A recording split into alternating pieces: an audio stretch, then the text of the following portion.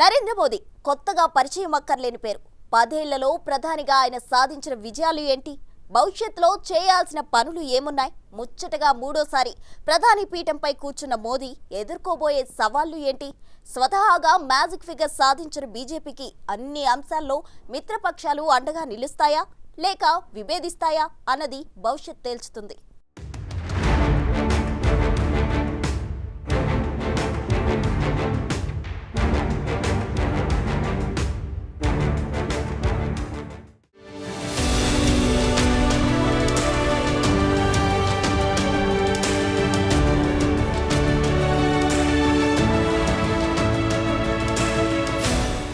నరేంద్ర మోదీ ఇప్పుడు ఈ పేరు వింటే కేవలం భారతదేశంలోనే కాదు, ప్రపంచ దేశాల్లో కూడా ఒక బ్రాండ్.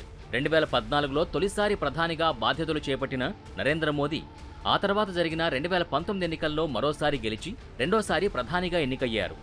ఇప్పుడు 2024 సార్వత్రిక ఎన్నికల్లో విజయం సాధించి హ్యాట్రిక్ కొట్టారు. మోడీ సర్కార్ గత 10 ఏళ్ల పాలనలో అనేక ఆర్థిక సంస్కరణలు చేపట్టి వ్యాపార వర్గాల ఆదరాభిమానాలు పొందింది. ముచ్చటగా మూడోసారి కూడా గెలవడంతో మరిన్ని విప్లవాత్మక ఆర్థిక సంస్కరణలు చేపట్టాలని చూస్తోంది. అయితే ఇప్పుడు అదంత సులువుగా జరిగే అవకాశం కనిపించడం లేదు. ఎందుకంటే ప్రస్తుతం బీజేపీ స్వయంగా ప్రభుత్వాన్ని ఏర్పాటు చేయడం లేదు. ప్రధాని నరేంద్ర మోదీ అబ్కీ బార్ 400 పార్ అని నినాదం ఇచ్చినప్పటికీ అది నెరవేరలేదు. కనీసం మ్యాజిక్ ఫిగర్ కూడా సొంతంగా రాలేదు. అందుకే ఎన్డీఏ కూటమిలోని మిగతా మిత్రపక్షాలపై ఖచ్చితంగా ఆధారపడాల్సిన పరిస్థితి ఏర్పడింది. ఇది పరోక్షంగా విధానపరమైన నిర్ణయాలు తీసుకోవడానికి, సంస్కరణలు చేపట్టడానికి పెద్ద అడ్డంకిగా మారే అవకాశం ఉంది. ఇండియాను గ్లోబల్ మ్యానుఫ్యాక్చరింగ్ హబ్గా మార్చాలని మోడీ ప్రభుత్వం సంకల్పించింది. దేశీయంగా సెమీకండక్టర్ తయారీ సంస్థల్ని, ఎలక్ట్రిక్ వాహన తయారీ సంస్థల్ని ప్రోత్సహించాలని, ఇందుకోసం భారీ రాయితీలు కల్పించాలని భావించింది. కానీ ఇదంతా చేయాలంటే విధానపరమైన ఆర్థిక సంస్కరణలు చేయాల్సి ఉంటుంది. మిత్రపక్షాల మద్దతు లేకపోతే ఇది సాధ్యమయ్యే పని కాదు.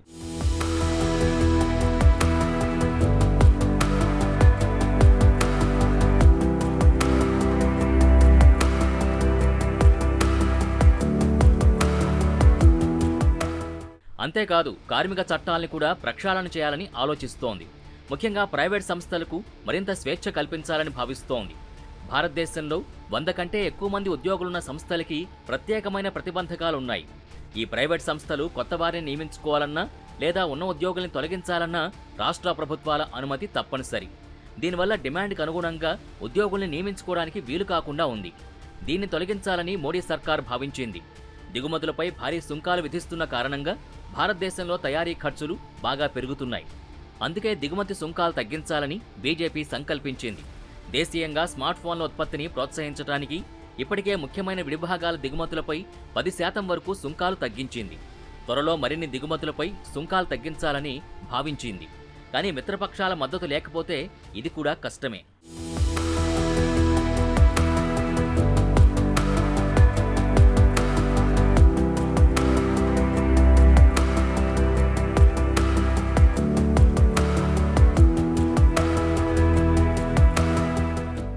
మోడీ సర్కారు ప్రపంచంలో 5వ అతిపెద్ద ఆర్థిక వ్యవస్థగా భారత్ని తీర్చిదిద్దాలని ఆశించింది. దాదాపుగా దాన్ని సాధించింది. ఇప్పుడు ఎన్నికల మేనిఫెస్టోలో భారతదేశాన్ని ప్రపంచంలో 3వ అతిపెద్ద ఆర్థిక వ్యవస్థగా మారుస్తామని హామీ ఇచ్చింది. దీనికి ఖచ్చితమైన ప్లాన్ ఉండాలి. ప్రపంచంలో అత్యంత వేగంగా అభివృద్ధి చెందుతున్న ఆర్థిక వ్యవస్థగా భారత్ కొనసాగుతుండడం ఒక మంచి పరిణామం. దీన్ని మరింత ముందుకు తీసుకుపోయేందుకు ఇంకా చాలా ఆర్థిక సంస్కరణలు చేపట్టాల్సిన అవసరం ఉంది. కానీ మిత్రపక్షాల మద్దతు లేకపోతే ఇది సాధ్యమయ్యే పని కాదు.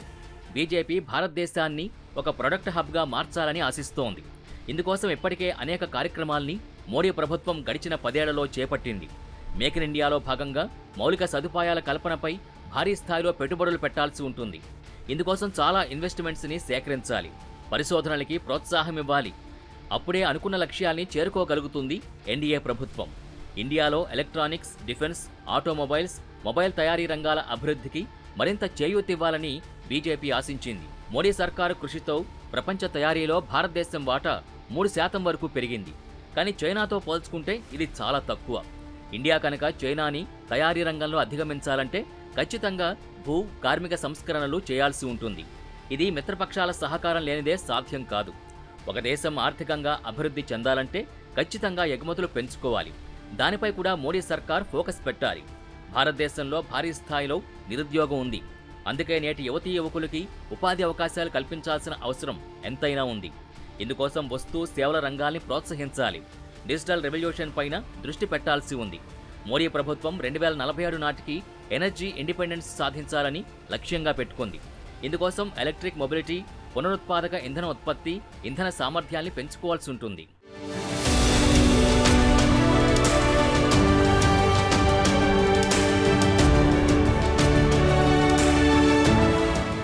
మోడీ ప్రధానిగా పాలన సాగించిన ఈ 10 ఏళ్లలో భారత్లోనే కాకుండా అంతర్జాతీయంగా కూడా ఎంతో ఖ్యాతిని గడించారు. ఈ క్రమంలోనే చాలా దేశాలు తమ దేశ అత్యున్నత జాతీయ పురస్కారాల్ని ప్రధాని మోదీకి బహుకరించాయి. ద్వైపాక్షిక, ప్రాంతీయ, గ్లోబల్తో సహా వివిధ స్థాయిల్లో ప్రధాని మోడీ నాయకత్వానికి గుర్తింపుగా వివిధ దేశాలు ఆయనకు అత్యున్నత జాతీయ అవార్డులిచ్చాయి. 2014లో ప్రధాని మోడీ బాధ్యతలు స్వీకరించినప్పటి నుంచి 14 దేశాల అత్యున్నత జాతీయ అవార్డులని అందుకున్నారు. 2016లో Afghanistan State Order of Ghazi Amir Amanullah Khan award, 2018 ఫిబ్రవరిలో పాలస్తీనా నుంచి గ్రాండ్ కాలర్ పాలస్తీనా, అదే సంవత్సరం అక్టోబర్లో ఐక్యరాజ్య సమితి నుంచి UN champion of the earth award అందుకున్నారు. ఇక 2019 ఏప్రిల్లో యుఏఈ నుంచి ఆర్డర్ ఆఫ్ జాయద్, అదే నెలలో రష్యా నుంచి ఆర్డర్ ఆఫ్ సెయింట్ ఆండ్రూ, ఆ ఏడాది జూన్లో మాల్దీవుల నుంచి Order of the Distinguished Rule of Izzuddeen అవార్డుని పొందారు. ఆగస్టులో బహ్రెయిన్ నుంచి King Hamad Order of Renaissance, 2020 డిసెంబర్లో యుఎస్ నుంచి లెజియన్ ఆఫ్ మెరిట్ అందుకున్నారు. 2021 డిసెంబర్లో భూటాన్ నుంచి Order of the Dragon King, 2023 మేలో ఫిజీ నుంచి Order of Fiji, Papua New Guinea నుంచి ఆర్డర్ ఆఫ్ లోగోహు, జూన్లో ఈజిప్ట్ నుంచి Order of the Nile award అందుకున్నారు.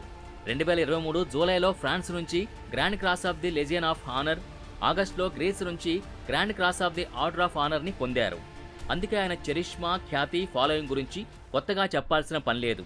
కేవలం మన దేశంలోనే కాకుండా ప్రపంచంలోని అన్ని దేశాల్లో కూడా ప్రధాని మోడీ పేరు మారుమోగిపోతోంది. మూడోసారి కూడా దేశాన్ని మరింత ఎల్లలకు తీసుకెళ్లాలని ఆశిద్దాం.